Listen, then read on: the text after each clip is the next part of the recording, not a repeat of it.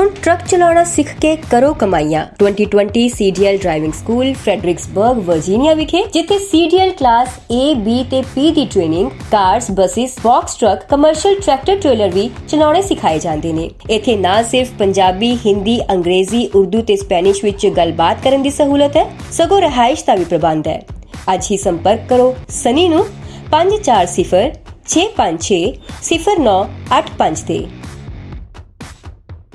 Programme ਸ਼ਮਾਦਾਨ ਦੇ ਵਿੱਚ ਤੁਸੀਂ ਇਸ ਵਕਤ ਮੇਰੇ ਨਾਲ ਬਠਿੰਡਾ ਸਟੂਡੀਓ ਤੋਂ ਜੁੜੇ ਹੋਏ ਹੋ। ਜਿਹੜੇ ਵੀਰ ਮੇਰੇ ਨਾਲ ਇਸ ਵਕਤ ਜੁੜੇ ਹੋਏ ਨੇ ਉਹਨਾਂ ਨੂੰ ਗੁਜ਼ਾਰਿਸ਼ ਹੈ ਕਿ ਤੁਸੀਂ ਇੱਕ ਰੇਡੀਓ ਪੰਜਾਬ ਟੂਡੇ ਦੇ ਫੇਸਬੁੱਕ ਪੇਜ ਅਤੇ YouTube ਚੈਨਲ ਨੂੰ ਜਿੰਨਾ ਹੋ ਸਕਦਾ ਜੀ ਪ੍ਰਮੋਟ ਜ਼ਰੂਰ ਕਰੋ। ਜੋ ਉਹਦੇ ਉੱਤੇ ਐਡਵਰਟੀਜ਼ਮੈਂਟਸ ਚੱਲਦੀਆਂ ਨੇ ਉਹਨਾਂ ਨੂੰ ਪੂਰਾ ਦੇਖਿਆ ਕਰੋ, ਸਕਿਪ ਨਾ ਕਰਿਆ ਕਰੋ। ਅਤੇ ਵਾਸ਼ਿੰਗਟਨ ਫਰੇਟ ਸਰਵਿਸ ਜਿਹੜੀ ਉਹਨਾਂ ਆਪਰੇਟਰਸ ਨੂੰ ਮੌਕਾ ਦੇ ਰਹੀ ਹੈ ਜਿਹੜੇ ਪਰਿਵਾਰ ਨਾਲ ਵੱਧ ਸਮਾਂ ਬਤੀਤ ਕਰਨਾ ਚਾਹੁੰਦੇ, ਸ਼ੈਟਲ ਦੇ ਵਿੱਚ ਲੌਂਗ ਹਾਲ ਨਹੀਂ ਜਾਣਾ ਚਾਹੁੰਦੇ ਅਤੇ ਇਨਕਮ ਲੌਂਗ ਹਾਲ ਜਿੰਨੀ ਹੀ ਲੈਣਾ ਚਾਹੁੰਦੇ ਨੇ। ਗੁਰਵਿੰਦਰ ਧਾਲੀਵਾਲ ਹੋਰਾਂ ਨਾਲ 2063544060 ਅਤੇ ਜਗਦੇਵ ਸੰਧੂ ਹੋਰਾਂ ਨਾਲ 2532666924 'ਤੇ ਕਾਲ ਕਰ ਸਕਦੇ ਹੋ। ਮੇਰੇ ਨਾਲ ਡਾਕਟਰ ਸ਼ਿੰਦਰ ਕੌਰ ਹੋਰੀ ਜੁੜ ਗਏ ਨੇ। ਡਾਕਟਰ ਸਾਹਿਬ ਸਤਿ ਸ਼੍ਰੀ ਅਕਾਲ ਜੀ। ਸਤਿ ਸ਼੍ਰੀ ਅਕਾਲ ਭਾਜੀ, ਤੇ ਤੁਹਾਡੇ ਰਾਹੀਂ ਜਿੰਨੇ ਵੀ ਸੁਣ ਰਹੇ ਨੇ ਸਭਨਾਂ ਨੂੰ ਨਿੱਘੀ ਫਤਿਹ। ਭੈਣ ਜੀ, ਅੱਜ ਮਨ ਕੀਤਾ ਕਿ ਮਾਂ ਬੋਲੀ ਹੈ, ਆਪਣੀ ਪੰਜਾਬੀ ਮਾਂ ਬੋਲੀ ਹੈ, ਉਹਦੇ ਉੱਤੇ ਗੱਲ ਕਰੀਏ। ਉਸ ਤੋਂ ਪਹਿਲਾਂ ਮੈਂ ਤੁਹਾਡੇ ਨਾਲ ਇੱਕ ਚਰਚਾ ਕਰਨੀ ਚਾਹੁੰਦਾ ਵੀ ਬਹੁਤ ਸਾਲ ਪਹਿਲਾਂ ਮੈਂ ਪੜ੍ਹ ਰਿਹਾ ਸੀ, ਕੋਈ ਵਿਅਕਤੀ ਇੱਕ ਹੋਰ ਭਾਸ਼ਾ ਦੇ ਉੱਤੇ ਉਹਨੇ ਸਟੱਡੀ ਕੀਤੀ, ਸਾਰਾ ਕੁਛ ਕੀਤਾ, ਬਹੁਤ ਉਹਦੇ ਪੜ੍ਹ ਲਿਆ, ਅਤੇ ਉਹ ਇੱਕ ਪਰਿਵਾਰ ਦੇ ਵਿੱਚ ਬੈਠਾ ਸੀ ਅਤੇ ਉਹ ਦੁੱਧ ਉਬਲਣ ਲੱਗਿਆ, ਅਤੇ ਉਹ ਜਦੋਂ ਦੁੱਧ ਉਬਲਣ ਲੱਗਿਆ ਅਤੇ ਉਹ ਸਵਾਣੀ ਜਿਹੜੀ ਘਰ ਦੀ ਸੀਗੀ ਉਹਨੂੰ ਦੱਸ ਨਾ ਸਕਿਆ ਵੀ ਭਾਈ ਤੇਰਾ ਦੁੱਧ ਉਬਲ ਰਿਹਾ। ਅਤੇ ਨਿੱਕਾ ਜਿਹਾ ਬੱਚਾ ਅਤੇ ਆਇਆ ਅਤੇ ਉਹਨੇ ਭੱਜ ਕੇ ਕਹਿੰਦਾ ਮਾਂ ਦੁੱਧ ਉਬਲਣ ਲੱਗਿਆ। ਫਿਰ ਉਹਨੇ ਲਿਖਿਆ ਸੀਗਾ ਕਿ ਤੁਸੀਂ ਜਿੰਨਾ ਵੀ ਮਰਜ਼ੀ ਕੋਸ਼ਿਸ਼ ਕਰ ਲਓ, ਤੁਸੀਂ ਆਪਣੀ ਮਾਂ ਬੋਲੀ ਤੋਂ ਵੱਧ ਕਿਸੇ ਵੀ ਬੋਲੀ ਦੇ ਵਿੱਚ ਗਿਆਨ ਪ੍ਰਾਪਤ ਨਹੀਂ ਕਰ ਸਕਦੇ। ਹਾਲਾਤ ਸਾਡੇ ਪੰਜਾਬੀ ਬੋਲੀ ਦੇ ਇਹ ਹੋ ਗਏ ਨੇ। ਪਿੱਛੇ ਜੇ ਦੇਖੋ, ਹੁਣ ਤਾਂ ਸ਼ੁਕਰ ਆ ਵੀ ਚਲੋ ਚੰਨੀ ਸਰਕਾਰ ਨੇ ਕਹਿ ਤਾ ਵੀ ਹਰੇਕ ਅੰਗਰੇਜ਼ੀ ਸਕੂਲ ਦੇ ਵਿੱਚ ਪੰਜਾਬੀ ਬੋਲਣੀ ਸਿਖਾਈ ਜਾਊਗੀ, ਨਹੀਂ ਤਾਂ ਘਰਾਂ ਦੇ ਵਿੱਚ ਵੀ ਇਹ ਹਾਲਾਤ ਬਣ ਗਏ ਸੀਗੇ ਕਿ ਅਸੀਂ ਹਿੰਦੀ ਬੋਲਣੀ ਆਵੇ ਨਾ ਆਵੇ, ਜਵਾਕ ਨੂੰ ਹਿੰਦੀ 'ਚ ਗੱਲ ਕਰਦੇ ਸੀ। ਸਕੂਲਾਂ ਦੇ ਵਿੱਚ ਪੰਜਾਬੀ ਪੜ੍ਹਾਈ ਨਹੀਂ ਸੀ ਜਾਂਦੀ, ਅਨਪੜ੍ਹਾਂ ਦੀ ਬੋਲੀ ਸੀ। ਮੈਨੂੰ ਪਾਕਿਸਤਾਨ ਦੇ ਵਿੱਚ ਬਹੁਤ ਵੱਡਾ ਸਟਰਗਲ ਚੱਲ ਰਿਹਾ ਕਿ ਉੱਥੇ ਪੰਜਾਬੀ ਬੋਲੀ ਨੂੰ ਪੂਰਨ ਤੌਰ ਦੇ ਉੱਤੇ ਲਾਗੂ ਕੀਤਾ ਜਾਵੇ। ਸੋ ਪੰਜਾਬੀ ਬੋਲੀ ਦੇ ਉੱਤੇ ਗੱਲ ਕਰੀਏ ਤਾਂ ਜ਼ੁਬਾਨ ਮਿੱਠੀ ਬਹੁਤ ਹੈ, ਪਿਆਰੀ ਬਹੁਤ ਹੈ, ਪਰ ਬਦਨਾਮ ਇਹਨੂੰ ਇੰਨਾ ਕਰ ਦਿੱਤਾ ਗਿਆ, ਕਹਿੰਦੇ ਪੰਜਾਬੀ ਗਾਲਾਂ ਤੋਂ ਬਿਨਾਂ ਗੱਲ ਨਹੀਂ ਕਰਦੇ। ਜੀ, ਦਰਅਸਲ ਜ਼ਬਾਨ ਦੇ ਨਾਲ ਇੱਕ ਨਹੀਂ, ਦੋ ਨਹੀਂ, ਮੈਨੂੰ ਲੱਗਦਾ ਕਿ ਹਜ਼ਾਰਾਂ ਹੀ ਖੋਜਾਂ ਹੁਣ ਤਾਂ ਹੋ ਚੁੱਕੀਆਂ ਨੇ ਵੱਖੋ ਵੱਖਰੇ ਲੋਕਾਂ ਵੱਲੋਂ, ਜਿਨ੍ਹਾਂ ਵਿੱਚ ਕੁਝ ਡਾਕਟਰਾਂ ਨੇ ਆਪਣੀ ਵੱਖਰੀ ਸੋਚ ਅਨੁਸਾਰ, ਜਿਹਦੇ ਵਿੱਚ ਸਾਈਕੈਟਰਿਸਟ ਨੇ ਵੀ ਕੀਤੀ, ਉਸ ਤੋਂ ਬਾਅਦ ਭਾਸ਼ਾ ਵਿਗਿਆਨੀਆਂ ਨੇ ਕੀਤੀ, ਫਿਰ ਜਿੱਥੇ ਆਰਕੀਓਲੋਜੀਕਲ ਸਰਵੇ ਵਿੱਚ ਉਹਨਾਂ ਨੇ ਦੱਸਿਆ ਕਿ ਕਿਵੇਂ ਇੱਕ ਕੜੀ ਹੁੰਦੀ ਜੇ ਪਿਛੋਕੜ ਦੇ ਨਾਲ ਜਿਹੜੀ ਗੁੰਮ ਜਾਂਦੀ ਹੈ, ਜਿਸ ਨਾਲ ਸਾਡਾ ਸਾਰਾ ਉਸ ਸਮੇਂ ਦਾ, ਜੋ ਕਿ ਸ਼ਾਇਦ 500 ਸਾਲ ਵੀ ਤੁਰਿਆ ਹੋਵੇ, ਪੂਰਾ ਸੱਭਿਆਚਾਰ ਖਤਮ ਹੋ ਜਾਂਦਾ। ਉਹਦੇ ਨਾਲ ਜੁੜਿਆ ਇਤਿਹਾਸ, ਉਹਦੇ ਨਾਲ ਦਾ ਰਚਿਆ ਸਾਹਿਤ ਕਿਵੇਂ ਮੁੱਕਿਆ। ਤੇ ਇੱਕ ਨਹੀਂ, ਅਨੇਕ ਸੱਭਿਅਤਾਵਾਂ ਨੇ ਜਿਨ੍ਹਾਂ ਦੇ ਵਿੱਚ ਦਿੱਗਜ ਲੋਕ ਰਹੇ, ਜਿਨ੍ਹਾਂ ਨੇ ਆਪਣਾ ਦਿਖਾਇਆ ਇਹ ਕਿ ਅਸੀਂ ਜੋ ਅੱਜ ਵੀ ਜੋ ਅਸੀਂ ਕਰ ਰਹੇ ਹਾਂ ਕਾਢਾਂ, ਉਹ ਉਹਨਾਂ ਸਮਿਆਂ ਵਿੱਚ ਵੀ ਸਨ, ਉਹਨਾਂ ਦੇ ਅੰਸ਼ ਮਿਲ ਚੁੱਕੇ ਨੇ, ਯਾਨੀ ਇੰਨੀਆਂ ਪ੍ਰਫੁੱਲਤ ਸਨ, ਪਰ ਸਿਰਫ ਇੱਕੋ ਕਾਰਨ ਨਾਲ ਖਤਮ ਹੋਈਆਂ ਕਿ ਉਹਨਾਂ ਦੀ ਜ਼ਬਾਨ ਅਗਾਂਹ ਨਹੀਂ ਚੱਲ ਸਕੀ। ਉਹ ਆਪਣੇ ਕਾਰੋਬਾਰਾਂ ਲਈ ਥਾਵਾਂ ਤੋਂ ਜਿਵੇਂ ਜਿਵੇਂ ਉਸ ਥਾਂ ਨੂੰ ਛੱਡ ਕੇ ਜਾਂਦੇ ਰਹੇ, ਉਵੇਂ ਉਵੇਂ ਉਹਨਾਂ ਦੇ ਬੱਚੇ ਅੱਗੋਂ ਜਿੱਥੇ ਜਾਂਦੇ ਸਨ, ਉਸੇ ਥਾਂ ਦੀ ਸੱਭਿਅਤਾ, ਉਸੇ ਥਾਂ ਦਾ ਯਾਨੀ ਕਲਚਰ ਤੇ ਉੱਥੇ ਦੀ ਜ਼ਬਾਨ ਅਪਣਾ ਕੇ ਉੱਥੋਂ ਦੇ ਹੀ ਹੌਲੀ ਹੌਲੀ ਬਣ ਗਏ। ਸਾਡੇ ਅੱਜ ਦੇ ਪੰਜਾਬੀ ਜੋ ਕਿ ਸਾਡੇ NRI ਵੀਰ ਜਿੰਨੇ ਨੇ, ਉਹਨਾਂ ਨੂੰ ਸ਼ਾਇਦ ਇਸ ਚੀਜ਼ ਦਾ ਕਾਫੀਆਂ ਨੂੰ ਤੇ ਗਿਆਨ ਹੈ, ਜਿਨ੍ਹਾਂ ਨੇ ਪੰਜਾਬੀ ਜ਼ਬਾਨ ਸਾਂਭਣ ਲਈ ਪੂਰਾ ਜ਼ੋਰ ਲਾਇਆ ਪਿਆ। ਪਰ ਫਿਰ ਵੀ ਬਹੁਤ ਸਾਰੇ ਅਜਿਹੇ ਨੇ ਜਿਹੜੇ ਇੱਥੋਂ ਜਾ ਕੇ ਕਹਿੰਦੇ ਨੇ ਕਿ ਸਾਡੇ ਬੱਚੇ ਪੜ੍ਹ ਰਹੇ ਨੇ ਤੇ ਕੋਈ ਗੱਲ ਨਹੀਂ, ਸਾਡਾ ਕੋਈ ਫਰਕ ਨਹੀਂ ਪੈਂਦਾ। ਉਹਨਾਂ ਨੂੰ ਥੋੜ੍ਹੀ ਜਿਹੀ ਸਿਰਫ ਇਹ ਦੱਸਣ ਦੀ ਲੋੜ ਹੈ ਕਿ ਤੁਹਾਡੇ ਬੱਚੇ ਉੱਥੋਂ ਦੇ ਜਿਹੜੇ ਨੇ ਜਾਂ ਜਿਸ ਥਾਂ ਤੇ ਵੀ ਜਾਂਦੇ ਨੇ ਪੰਜਾਬੋਂ ਬਾਹਰ, ਉਹ ਕੋਈ ਹਰੀ ਸਿੰਘ ਨਲਵਾ ਜੀ ਦਾ ਇਤਿਹਾਸ ਨਹੀਂ ਪੜ੍ਹਦੇ, ਯਾਨੀ ਉਹਨਾਂ ਨੇ ਉਹੀ ਪੜ੍ਹਨਾ ਜੋ ਜਿਸ ਜ਼ਬਾਨ ਵਿੱਚ ਉਹ ਉੱਥੇ ਸਕੂਲ ਜਾਂਦੇ ਪਏ ਨੇ, ਜਿਸ ਜ਼ਬਾਨ ਵਿੱਚ ਉਹਨਾਂ ਨੇ ਅੱਗੇ ਆਪਣਾ ਭਵਿੱਖ ਉਸਾਰਨਾ, ਉਹ ਸਾਰਾ ਕੁਝ ਜੋ ਵੀ ਪੜ੍ਹਦੇ ਪਏ ਨੇ ਉੱਥੋਂ ਦੀ ਜ਼ਬਾਨ, ਉੱਥੋਂ ਦੇ ਸੱਭਿਆਚਾਰ ਰਾਹੀਂ ਨਿਖਰ ਕੇ ਅਗਾਂਹ ਬਣਨਗੇ। ਸੋ ਇਹਦਾ ਮਤਲਬ ਹੁੰਦਾ ਹੈ ਕਿ ਜਦੋਂ ਵੀ ਵੱਡੀ ਪੱਧਰ ਤੇ ਪ੍ਰਵਾਸ ਹੋ ਜਾਏ ਜੀ ਤਾਂ ਤੀਜੀ ਪੀੜ੍ਹੀ ਤੱਕ ਜਾਂਦਿਆਂ ਜਾਂਦਿਆਂ ਜ਼ਬਾਨ ਖਤਮ ਹੋ ਜਾਂਦੀ ਹੈ। ਮੈਂ ਬਿਲਕੁਲ ਅੱਜ ਵੇਖ ਰਿਹਾ ਸੀਗਾ ਜੀ ਫੇਸਬੁੱਕ ਪੇਜ ਦੇ ਉੱਤੇ, ਉਹ ਮੇਰੇ ਰਿਲੇਟਿਵ ਵੀ ਹੈ, ਉਹਨਾਂ ਨੇ ਸੀ, ਉਹ ਬੜਾ ਮਾਣ ਨਾਲ ਕਹਿ ਰਹੇ ਕਿ ਆਸਟ੍ਰੇਲੀਆ ਦੇ ਵਿੱਚ ਮੇਰੀ ਬੇਟੀ ਪੰਜਾਬੀ ਸਿੱਖ ਰਹੀ ਹੈ। ਕਹਿੰਦੇ ਮੈਨੂੰ ਖੁਸ਼ੀ ਹੋ ਰਹੀ ਹੈ ਕਿ ਮੇਰੀ ਬੇਟੀ ਪੰਜਾਬੀ ਸਿੱਖ ਰਹੀ ਹੈ, ਪੂਰਨੇ ਪਾ ਰਹੀ ਹੈ। ਜੀ ਬਿਲਕੁਲ, ਮੈਂ ਉਸੇ ਤਰ੍ਹਾਂ ਹੀ ਕਹਿ ਰਹੀ ਹਾਂ ਕਿ ਬੜਾ ਮੁਬਾਰਕ ਹੈ ਕਿ ਜਿਹੜੇ ਇਸ ਤਰ੍ਹਾਂ ਜ਼ਬਾਨ ਨੂੰ ਤੋੜ ਰਹੇ ਨੇ। ਪਰ ਫਿਰ ਵੀ ਭਾਸ਼ਾ ਵਿਗਿਆਨੀ ਜੋ ਵਿਸ਼ਵ ਪੱਧਰ ਤੇ ਕਹਿੰਦੇ ਨੇ ਜਦੋਂ ਦੂਸਰੇ ਮੁਲਕ ਦੇ ਵਿੱਚ ਤੁਸੀਂ ਆਪਣੀ ਜ਼ਬਾਨ ਤੋੜਦੇ ਹੋ, ਉਹਦੇ ਤੇ ਲਫ਼ਜ਼ ਇੱਕ ਵਰਤਿਆ ਜਾਂਦਾ ਕਿ ਉਹ ਲੰਗੜੀ ਭਾਸ਼ਾ ਹੁੰਦੀ ਜੇ। ਯਾਨੀ ਉਹਦੇ ਵਿੱਚ ਉਹਨੂੰ ਅਮੀਰ ਕਰਨ ਲਈ ਭਾਸ਼ਾ ਨੂੰ, ਜੋ ਕਿ ਜਿਵੇਂ ਮੈਂ ਤੁਹਾਨੂੰ ਸਿੰਪਲ ਜੀ ਇੱਕ ਨਿੱਕੀ ਜਿਹੀ ਗੱਲ ਹੀ ਦੱਸਦੀ ਹਾਂ ਕਿ ਆਪਾਂ ਕਹੀਏ ਵੀ ਅਸੀਂ ਬੱਚਿਆਂ ਨੂੰ ਅੱਜ ਪੁੱਛ ਕੇ ਵੇਖੀਏ ਤੇ ਬੱਚਿਓ ਪਪੋਲਣਾ ਕੀ ਹੁੰਦਾ, ਮੈਂ ਦਾਅਵੇ ਨਾਲ ਕਹਿ ਸਕਦੀ ਹਾਂ ਕਿ ਤੁਹਾਨੂੰ 1000 ਬੱਚਿਆਂ ਚੋਂ 1 ਹੀ ਦੱਸੂਗਾ ਇਹ ਹੁੰਦਾ ਕੀ ਆ ਜੀ। ਅਸੀਂ ਉਸ ਚੀਜ਼ ਨੂੰ ਚੱਬਣਾ, ਬਸ ਅਸੀਂ ਈਟਿੰਗ ਕਹਿ ਕੇ ਖਤਮ ਹੋ ਜਾਂਦੇ ਹਾਂ, ਪਰ ਉਹ ਚੱਬਣਾ, ਪਪੋਲਣਾ, ਉਹ ਇਹ ਸਾਰੇ ਸ਼ਬਦ ਹੌਲੀ ਹੌਲੀ ਲੋਪ ਹੋ ਰਹੇ ਨੇ, ਜਿਹਨੂੰ ਲੰਗੜੀ ਭਾਸ਼ਾ ਦਾ ਨਾਂ ਦਿੱਤਾ ਜਾਂਦਾ। ਇਹੀ ਕਾਰਨ ਹੈ ਕਿ ਬਾਹਰ ਪੰਜਾਬੀ ਆਪਾਂ ਸਿਰਫ ਊੜਾ ਐੜਾ ਸਿੱਖ ਕੇ ਜਾਂ ਕੁਝ ਲਿਮਿਟਿਡ ਸ਼ਬਦ ਜਿਵੇਂ ਸਿੱਖ ਕੇ ਅੱਗੇ ਚੱਲਦੇ ਆ, ਉਹਦੇ ਨਾਲ ਪੂਰੀ ਭਾਸ਼ਾ ਅਗਾਂਹ ਨਹੀਂ ਜਾਂਦੀ। ਉਹਨੇ ਜਦੋਂ ਆਪਣੇ ਬੱਚਿਆਂ ਨੂੰ ਸਿਖਾਉਣਾ, ਉਹ ਵੀ ਇਹਦੇ ਚੋਂ ਭੁੱਲ ਕੇ ਕੁਝ ਸ਼ਬਦ ਫੇਰ ਸਿਖਾਣੇ ਨੇ। ਇਸੇ ਲਈ ਕਹਿੰਦੇ ਨੇ ਕਿ ਉਹਨਾਂ ਤੋਂ ਜਿਹੜੀ ਅਗਲੀ ਆਏਗੀ ਤੀਜੀ ਪੁਸ਼ਤ, ਉਹਦਾ ਕੋਈ ਦਰੁਸਤ ਕਰਨ ਵਾਲੇ ਸ਼ਬਦ ਨਹੀਂ ਹੋਣਗੇ। ਉਦੋਂ ਉਹ ਇਹਨੂੰ ਨਾਮ ਦੇ ਦਿੱਤਾ ਗਿਆ ਲੈਂਗੁਏਜ ਲੌਸ। ਤੇ ਸਾਡੇ ਕੋਲ ਐਗਜ਼ਾਮਪਲਸ ਪਈਆਂ ਨੇ, ਜਦੋਂ ਇੱਕ ਨਹੀਂ ਅਨੇਕ ਸੱਭਿਅਤਾਵਾਂ ਦੀ, ਫਿਰ ਉਹਦੇ ਤੇ ਆਪਣੇ ਕਿੰਤੂ ਪ੍ਰੰਤੂ ਕਰਨ ਨੂੰ ਕੁਝ ਰਹਿ ਨਹੀਂ ਜਾਂਦਾ। ਦੇਖੋ, ਜ਼ਬਾਨ ਦਾ ਜ਼ਿਕਰ ਜਿਹੜਾ ਹੁਣ ਤੱਕ ਲੱਭ ਸਕਿਆ ਸੀ, ਇਹ 1.5 ਲੱਖ ਸਾਲ ਪਹਿਲਾਂ ਤੋਂ ਇਹਦੀ ਪਤਾ ਲੱਗਿਆ ਕਿ ਜ਼ਬਾਨ ਸੀ ਜੀ। ਹੁਣ ਉਹਦੇ ਵਿੱਚ 6000 ਸਾਲ ਪਹਿਲਾਂ ਵਾਲੀਆਂ, ਮੈਂ ਤੁਹਾਨੂੰ 1.5 ਲੱਖ ਸਾਲ ਦੀ ਇਹ ਦੱਸ ਰਹੀ ਹਾਂ ਕਿ ਉਦੋਂ ਦਾ ਪਤਾ ਸੀ, ਲੱਭਿਆ ਜਾ ਚੁੱਕਿਆ ਕਿ ਜ਼ਬਾਨ ਤਾਂ ਸੀ, ਪਰ ਸਾਨੂੰ ਸਿਰਫ 6000 ਸਾਲ ਪਹਿਲਾਂ ਵਾਲੀਆਂ ਬੋਲੀਆਂ ਦਾ ਹੀ ਪਤਾ ਜੇ, ਮਾੜਾ ਮੋਟਾ, ਜਿਨ੍ਹਾਂ ਚੋਂ ਅਨੇਕ ਅਜੇ ਵੀ ਮਰ ਮੁੱਕ ਚੁੱਕੀਆਂ ਨੇ, ਪਰ ਪਤਾ ਜੀ। ਉਸ ਤੋਂ ਪਿਛਲੀਆਂ ਜ਼ਬਾਨਾਂ ਦਾ ਵੀ ਸਾਡੇ ਕੋਲ ਜ਼ਿਕਰ ਨਹੀਂ। ਉਹਨੂੰ ਬੋਲਣ ਵਾਲਿਆਂ ਦਾ ਤਾਂ ਜ਼ਿਕਰ ਹੀ ਕੀ ਹੋਣਾ, ਉਹਨਾਂ ਦੀ ਸੱਭਿਅਤਾ ਦਾ ਕੀ ਜ਼ਿਕਰ ਹੋਣਾ, ਉਹਨਾਂ ਦਾ ਸਾਹਿਤ ਸੂਹਤ ਦਾ ਤਾਂ ਗੱਲ ਹੀ ਛੱਡ ਦਿਓ ਨਾ ਜੀ। ਹੁਣ ਉਸ ਤੋਂ ਪਹਿਲਾਂ ਜਿਹੜੀ ਗੱਲ ਕੀਤੀ ਜਾਂਦੀ ਸੀ ਜ਼ਬਾਨ, ਜੋ ਪਹਿਲੀ ਵਾਰ, ਬੜੀ ਇੰਟਰਸਟਿੰਗ ਚੀਜ਼ ਹੈ ਕਿ ਵੱਖੋ ਵੱਖਰੀ ਤਰ੍ਹਾਂ ਦੀਆਂ ਆਵਾਜ਼ਾਂ ਜਾਂ ਚੀਜ਼ਾਂ ਜਾਂ ਸੀਟੀਆਂ ਦੀ ਵਰਤੋਂ ਕਰਦੇ ਸਨ ਪਹਿਲਾਂ ਜੀ ਜੀ, ਜਦੋਂ ਜ਼ਬਾਨ ਨਹੀਂ ਸੀ। ਉਦੋਂ 12ਵੀਂ ਸਦੀ ਦਾ ਸਾਡੇ ਕੋਲ ਲਿਖਤ ਹੈ ਇਤਿਹਾਸ, ਜਿਹੜੀ ਜਰਮਨੀ ਦੀ ਇੱਕ ਨਨ ਸੀ, ਉਹਦੇ ਵੱਲੋਂ, ਮੈਂ ਹੁਣ ਪ੍ਰੋਨਾਂਸੀਏਸ਼ਨ ਸ਼ਾਇਦ ਮੇਰੇ ਤੋਂ ਖਿਮਾ ਕਰਿਓ ਕਿ ਨਹੀਂ ਹੁੰਦੀ ਹਾਂ, ਉਹ ਲਿੰਗੁਆ ਇਗਨੋਤਾ ਸੀ, ਜੋ ਜਿਸ ਤਰ੍ਹਾਂ ਦੀ ਮੈਨੂੰ ਹੁਣ ਜੋ ਵੀ ਇਹੀ ਸ਼ਬਦ ਐਨਜੀਓ ਪ੍ਰੋਨਾਊਂਸ ਕਰਦੇ ਨੇ, ਮੈਨੂੰ ਨਹੀਂ ਪਤਾ। ਉਸ ਬੋਲੀ ਦਾ ਇਹਨੇ ਜ਼ਿਕਰ ਕੀਤਾ, ਉਸ ਨਨ ਨੇ, ਕਿ ਉਹ ਇਸ ਵੇਲੇ ਅਸੀਂ ਆਹ ਜਿਹੜੀ ਬੋਲੀ ਬੋਲ ਰਹੇ ਹਾਂ ਉਹ ਇਹ ਵੇ।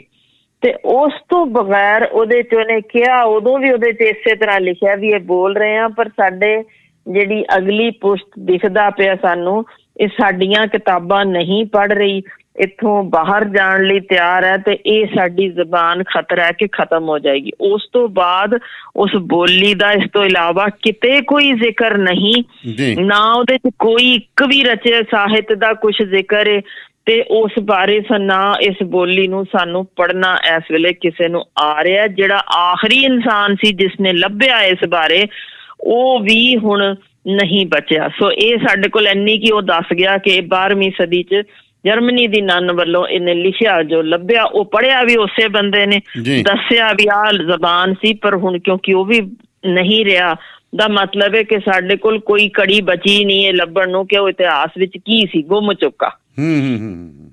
ਹੁਣ ਤਾਮਿਲ ਤੇ ਸੰਸਕ੍ਰਿਤ ਉੱਤੇ ਭਾਸ਼ਾ ਵਿਗਿਆਨੀਆਂ ਨੇ ਆਵਾਜ਼ ਚੁੱਕੀ ਕਿ ਇਹ ਸਭ ਤੋਂ ਪੁਰਾਣੀਆਂ ਜ਼ਬਾਨਾਂ ਨੇ, ਪਰ ਉਹਨਾਂ ਨੇ ਵਾਰਨਿੰਗ ਇਸ਼ੂ ਕੀਤੀ ਹੈ, ਮਰ ਮੁੱਕ ਚੱਲੀਆਂ ਨੇ। ਕਾਰਨ ਉਹੀ ਜਿਵੇਂ ਕੋਈ ਇਲੀਨੋਇਆ ਸੀ, ਪੁਰਾਣੀ ਸੱਭਿਅਤਾ, ਜਾਂ ਇਹ ਜਿੰਨੀਆਂ ਵੀ ਮਰ ਮੁੱਕੀਆਂ ਉਹਨਾਂ ਵਿੱਚ ਐਗਜ਼ੈਕਟਲੀ ਜੋ ਉਦੋਂ ਹੋਇਆ ਸੀ ਉਹੀ ਕੁਛ ਹਾਵੀ ਹੋ ਰਿਹਾ ਇਹਨਾਂ ਜ਼ਬਾਨਾਂ ਤੇ। ਕਿਸੇ ਹੋਰ ਜ਼ਬਾਨ ਦਾ ਜਿਹੜੀ ਹਾਵੀ ਹੋ ਰਹੀ ਹੈ ਉਹਦੇ ਵਿੱਚ ਉਹਨਾਂ ਨੇ ਅੰਗਰੇਜ਼ੀ ਨੂੰ ਪਹਿਲੇ ਨੰਬਰ ਦੀ ਚੱਬ ਜਾਣ ਵਾਲੀ ਜ਼ਬਾਨ ਕਹਿੰਦਿਆਂ ਇੱਕ ਵਾਰਨਿੰਗ ਇਸ਼ੂ ਕੀਤੀ ਹੈ, ਜਿਸ ਨੂੰ ਜਰਮਨੀ ਵਾਲੇ, ਫਰਾਂਸ ਵਾਲੇ ਜਾਂ ਹੋਰ ਵੀ ਯੂਰਪ ਦੇ ਹਿੱਸਿਆਂ ਵਿੱਚ ਬੜੀ ਬਖੂਬੀ ਉਹ ਇਸ ਨੂੰ ਉਸਦੇ ਤਰਜ਼ ਤੇ ਆਪਣੇ ਆਪ ਨੂੰ ਸੁਧਾਰ ਕਰਨ ਵੱਲ ਚਾਲੇ ਪਾ ਚੁੱਕੇ ਹੋਏ ਨੇ ਜੀ। ਉਹਨਾਂ ਨੂੰ ਇਹ ਸਪਸ਼ਟ ਕਰ ਦਿੱਤਾ ਗਿਆ, ਬਿਲਕੁਲ ਇੰਜੀ ਚੀਨੀ ਵੀ, ਕਿ ਭਾਈ ਜੇ ਆਪਣੀ ਜ਼ਬਾਨ ਬਚਾਣੀ ਜੇ ਤਾਂ ਤੁਸੀਂ ਹਰ ਹਾਲ ਵਿੱਚ ਕੰਪਲਸਰੀ ਕਰ ਦਿਓ, ਤਕਨੀਕੀ ਸਿੱਖਿਆ ਇਸੇ ਜ਼ਬਾਨ ਵਿੱਚ ਹੀ ਹੋਏਗੀ ਜੀ।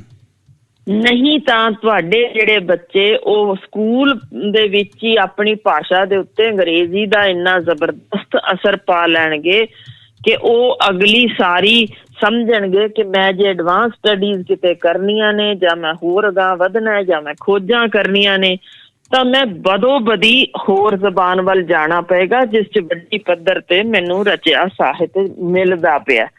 ਸੋ ਤਕਨੀਕੀ ਵਿੱਦਿਆ ਵੱਲ ਉਹਨਾਂ ਨੇ ਜਦੋਂ ਜ਼ੋਰ ਚੱਕਿਆ, ਜੋ ਕਿ ਸਾਡੀ ਗੱਲ ਇੱਥੇ ਸਮਝ ਨਹੀਂ ਆ ਰਹੀ। ਅਸੀਂ ਬੜੇ ਖੁਸ਼ ਹਾਂ, ਸਾਡੀ ਪਹਿਲੀ 4 ਬਸ ਕਲਾਸਾਂ 'ਚ ਜ਼ਬਾਨ ਹੋ ਗਈ ਜੀ, ਚਲੋ ਠੀਕ ਹੈ ਜੀ। ਉਸ ਤੋਂ ਬਾਅਦ ਉਸ ਬੱਚੇ ਨੇ ਜੇ ਕੋਈ ਰਿਸਰਚ ਵਰਕ ਕਰਨਾ, ਜੇ ਉਸਨੂੰ ਪੰਜਾਬੀ ਜ਼ਬਾਨ 'ਚ ਕੁਛ ਲੱਭਦਾ ਹੀ ਨਹੀਂ, ਭਾਈ ਚੰਨ ਤਾਰਿਆਂ ਤੇ ਕੀਤੀ ਐਡਵਾਂਸ ਸਟੱਡੀ ਮੈਨੂੰ ਤਾਂ ਨਹੀਂ ਲੱਭ ਰਹੀ, ਮੈਂ ਇਹਦੇ ਵਿੱਚ ਕਿਉਂ ਪੜ੍ਹਾਂ, ਫਿਰ ਮੈਂ ਕਿਉਂ ਨਾ ਉਹ ਪੜ੍ਹਾਂ ਜਿੱਥੇ ਮੈਨੂੰ ਲੱਭ ਰਹੀ ਹੈ ਜੀ, ਤਾਂ ਉਹ ਇਸ ਜ਼ਬਾਨ ਤੋਂ ਆਪੇ ਹੀ ਪਰਾਂ ਹੋ ਗਿਆ। ਬਿਲਕੁਲ ਇੰਝ ਹੀ, ਮੈਂ ਇੱਕ ਡਾਕਟਰ ਦੀ ਆਪਣੀ ਗੱਲ ਕਰਦੀ ਹਾਂ, ਕਿੰਨਾ ਵੀ ਅਸੀਂ ਪੰਜਾਬੀ ਜ਼ਬਾਨ ਨੂੰ ਪਿਆਰ ਕਰਦੇ ਹੋਈਏ ਪਰ ਮਜਬੂਰ ਹਾਂ ਕਿ ਇਹਦੇ ਵਿੱਚ ਡਾਕਟਰੀ ਵਿੱਦਿਆ ਬਾਰੇ ਕੁਝ ਹੈ ਹੀ ਨਹੀਂ ਲਿਖਿਆ, ਨਾ ਨਵੀਆਂ ਖੋਜਾਂ ਨਾ ਪੁਰਾਣੀਆਂ ਖੋਜਾਂ, ਤੇ ਭਲਾ ਅਸੀਂ ਇਸ ਜ਼ਬਾਨ ਨਾਲ ਕਿਵੇਂ ਜੁੜੇ ਰਹੀਏ ਜੀ। ਇਸੇ ਤਰ੍ਹਾਂ ਕੋਈ ਇੰਜੀਨੀਅਰ ਹੈ, ਇਸੇ ਤਰ੍ਹਾਂ ਕੋਈ ਫੋਟੋਗ੍ਰਾਫਰ ਹੈ, ਇਸੇ ਤਰ੍ਹਾਂ ਯਾਨੀ ਕਿਸੇ ਵੀ ਪੇਸ਼ੇ ਨਾਲ ਜੁੜਿਆ ਬੰਦਾ ਹੋਵੇ, ਜੇ ਉਸਨੇ ਕੋਈ ਵੀ ਐਡਵਾਂਸ ਸਟੱਡੀ ਕਰਨੀ ਹੋਏ ਤਾਂ ਉਸ ਪਾਸੇ ਖੋਜ ਕੋਈ ਵੀ ਜਦੋਂ ਪੰਜਾਬੀ ਜ਼ਬਾਨ ਵਿੱਚ ਨਾ ਲੱਭੇ ਤਾਂ ਉਹ ਮਜਬੂਰ ਹੈ, ਉਹਦੇ ਕੋਲ ਕੋਈ ਹੋਰ ਰਾਹ ਨਹੀਂ। ਇਹਨੂੰ ਛੱਡ ਕੇ ਮੈਂ ਕਿਸੇ ਹੋਰ ਵੱਲ ਚਾਹਾਂ, ਭਾਵੇਂ ਉਹ ਪਹਿਲੀਆਂ 5 ਜ਼ਬਾਨਾਂ ਪੰਜਾਬੀ 'ਚ ਪੜ੍ਹਿਆ ਵੀ ਹੋਏਗਾ, ਪਰ ਹੁਣ ਕਿਉਂਕਿ ਉਹਨੇ ਸਾਰੇ ਦਾ ਸਾਰਾ ਕੰਮ ਅੰਗਰੇਜ਼ੀ ਵਿੱਚ ਹੀ ਕਰਨਾ, ਤਾਂ ਉਸ ਲਈ ਮਜਬੂਰੀ ਬਸ ਉਹਨੂੰ ਉਹ ਤਿਆਗਣਾ ਪਏਗਾ ਵੀ ਇਹ ਜ਼ਬਾਨ ਠੀਕ ਹੈ, ਬੋਲੀ ਤੱਕ ਸ਼ਾਮਲ, ਮੈਂ ਘਰ ਬੋਲ ਲਿਆ, ਪਰ ਜਦੋਂ ਉਹ ਪ੍ਰਵਾਸ ਵਿੱਚ ਜਾਏਗਾ ਤਾਂ ਉਹਦੇ ਬੱਚੇ ਨੂੰ ਤਾਂ ਲੱਭਣਾ ਹੀ ਕੁਛ ਨਹੀਂ ਇਸ ਵਿੱਚ। ਉਹਨੇ ਘਰ ਵੀ ਥੋੜੀ ਦੇਰ ਤੱਕ ਗੱਲ ਕਰਨੀ ਹੈ, ਪਰ ਅੱਗੋਂ ਆਪਣੀ ਦੋਸਤਾਂ ਨਾਲ ਜਾਂ ਸਹੇਲੀਆਂ ਨਾਲ ਜਿਨ੍ਹਾਂ ਨੇ ਜ਼ਬਾਨ ਦੂਜੀ ਵਰਤਣੀ ਹੈ, ਉਹ ਕਿਵੇਂ ਉਹਨਾਂ ਨਾਲ ਸਾਂਝ ਗੰਢੇਗਾ? ਉਸ ਲਈ ਮਜਬੂਰੀ ਹੈ ਕਿ ਉਹਨੇ ਦੂਜੀ ਜ਼ਬਾਨ ਹੀ ਸਿੱਖਣੀ ਹੈ। ਸੋ ਹੁਣ ਇਹ ਦੇਖੋ ਕਿ ਸਭ ਤੋਂ ਔਖੀ ਜ਼ਬਾਨ ਦੁਨੀਆ ਦੀ ਮੈਂਡਰਿਨ ਗਿਣੀ ਗਈ ਹੈ, ਸਭ ਤੋਂ ਔਖੀ ਜ਼ਬਾਨ। ਇਹ ਕਿੱਥੋਂ ਦੀ ਹੈ ਜੀ, ਕਿਹੜੇ ਦੇਸ਼ ਦੀ ਹੈ? ਇਹ ਕਈ ਮੁਲਕਾਂ 'ਚ ਵੰਡੇ ਫਿਰਦੇ ਨੇ ਇਸ ਵੇਲੇ ਲੋਕ ਜਿਹੜੇ ਇਹ ਮੈਂਡਰਿਨ ਬੋਲਣ ਵਾਲੇ, ਕਿਉਂਕਿ ਬਹੁਤ ਪੁਰਾਣੀ ਹੈ ਤੇ ਸਭ ਤੋਂ ਔਖੀ ਜ਼ਬਾਨ ਮੰਨੀ ਗਈ। ਦੁਨੀਆ ਦੇ ਜਿਹੜੇ ਵੀ ਕੋਨੇ 'ਚ ਹੁਣੇ ਬੈਠੇ ਨੇ, ਮੈਂ ਇੰਟਰਸਟਿੰਗ ਚੀਜ਼ ਇਹ ਦੱਸਣ ਲੱਗੀ ਹਾਂ, ਬੋਲਣ ਵਾਲੇ ਅੱਜ 100 ਕਰੋੜ ਲੋਕ ਨੇ ਔਖੀ ਜ਼ਬਾਨ ਹੋਣ ਦੇ ਬਾਵਜੂਦ। ਤੇ ਪਤਾ ਜੇ ਇੱਕੋ ਹੀ ਕਾਰਨ ਕਿ ਉਹਨਾਂ ਨੇ ਆਪਣੀ ਜ਼ਬਾਨ 'ਚ ਤਕਨੀਕੀ ਸਿੱਖਿਆ ਟਰਾਂਸਲੇਟ ਕਰਨ ਦਾ ਜ਼ਿੰਮਾ ਚੱਕ ਲਿਆ ਵੀ ਜਿੰਨੀਆਂ ਵੀ ਹੋਰ ਜ਼ਬਾਨਾਂ 'ਚ ਕੋਈ ਲੇਟੈਸਟ ਰਿਸਰਚ ਵਰਕ ਹੈ, ਅਸੀਂ ਇਹਦੇ ਵਿੱਚ ਆਪਣੀ ਜ਼ਬਾਨ 'ਚ ਕਰਕੇ, ਸੋ ਜਿੰਨੇ ਉੱਥੇ ਬਜ਼ੁਰਗ ਨੇ ਉਹ 20 ਜ਼ਬਾਨਾਂ ਵੀ ਸਿੱਖਦੇ ਹੋਣ, ਪਰ ਉਹਨਾਂ ਨੇ ਇਹ ਕਰਤਾ ਦੁਨੀਆ ਦੇ ਕਿਸੇ ਹਿੱਸੇ ਵਿੱਚ ਵਸਦੇ ਹੋਵੋ, ਤੁਹਾਨੂੰ ਆਪਣੀ ਜ਼ਬਾਨ ਵਿੱਚ ਨੋਵਲ ਵੀ ਮਿਲਣਗੇ, ਕਹਾਣੀਆਂ ਵੀ ਮਿਲਣਗੀਆਂ, ਕਵਿਤਾਵਾਂ ਵੀ ਮਿਲਣਗੀਆਂ, ਨਵੀਆਂ ਖੋਜਾਂ ਵੀ ਮਿਲਣਗੀਆਂ, ਉਹ ਸਾਰਾ ਕੁਛ ਪੜ੍ਹੋ। ਸੋ ਤੁਸੀਂ ਜਿਸ ਵੀ ਮੁਲਕ, ਜੇ ਫਰਾਂਸ 'ਚ ਬੈਠੇ ਹੋ ਤਾਂ ਵੀ, ਜੇ ਅਮਰੀਕਾ 'ਚ ਬੈਠੇ ਹੋ ਤਾਂ ਵੀ, ਚੀਨ 'ਚ ਬੈਠੇ ਹੋ, ਤੁਸੀਂ ਇਹ ਜ਼ਬਾਨ ਯਾਨੀ ਤੁਸੀਂ ਇਹਨੂੰ ਸਿੱਖਦੇ ਰਹੋ, ਆਪਣੀ ਜ਼ਬਾਨ ਨੂੰ ਨਾਲ ਜਾਰੀ ਰੱਖੋ। ਸਾਡੇ ਬਿਲਕੁਲ ਜੀ, ਮੈਂ ਮੈਂਡਰਿਨ ਬਾਰੇ ਦੱਸਦਿਆਂ, ਇਹ ਚਾਈਨਾ, ਸਿੰਗਾਪੁਰ ਤੇ ਤਾਇਵਾਨ ਦੀ ਅਫੀਸ਼ੀਅਲ ਲੈਂਗੁਏਜ ਹੈ ਜੀ। ਤੇ ਦੇਖੋ ਚਾਈਨਾ ਨੇ ਤੇ ਸਿੰਗਾਪੁਰ ਨੇ ਦੁਨੀਆ ਦੇ ਵਿੱਚ ਤੇ ਤਾਇਵਾਨ ਨੇ ਕਿੰਨਾ ਰਾਜ ਕੀਤਾ ਹੋਇਆ। ਪਰ ਇਹ ਹੁਣ ਜ਼ਬਾਨ ਇੰਟਰਸਟਿੰਗ ਚੀਜ਼ ਤੁਹਾਨੂੰ ਮੈਂ ਦੱਸਣ ਲੱਗਿਆ ਕਿ ਉੱਥੇ ਤੱਕ ਸੀਮਤ ਨਹੀਂ ਹੈ। ਜੇ ਕੋਈ ਇੰਡੀਆ ਵਿੱਚ ਵੀ ਆ ਕੇ ਬੈਠਾ ਹੈ ਨਾ ਇੱਥੇ ਚਾਈਨੀਜ਼, ਤਾਂ ਉਹ ਆਪਣੀ ਉਹਦੇ ਜੇ ਤੁਸੀਂ ਲੱਭੋਗੇ ਉਹਦੇ ਟੈਚੀ ਦੇ ਵਿੱਚ ਉਹ ਤੁਹਾਨੂੰ ਲੱਭੇਗੀ, ਉਹਦੇ ਨਾਲ ਉਹਦੀ ਮੈਂਡਰਿਨ ਦੇ ਵਿੱਚ ਲਿਖੀ ਕਿਤਾਬ ਕੋਈ ਨਾ ਕੋਈ। ਜੀ ਜੀ।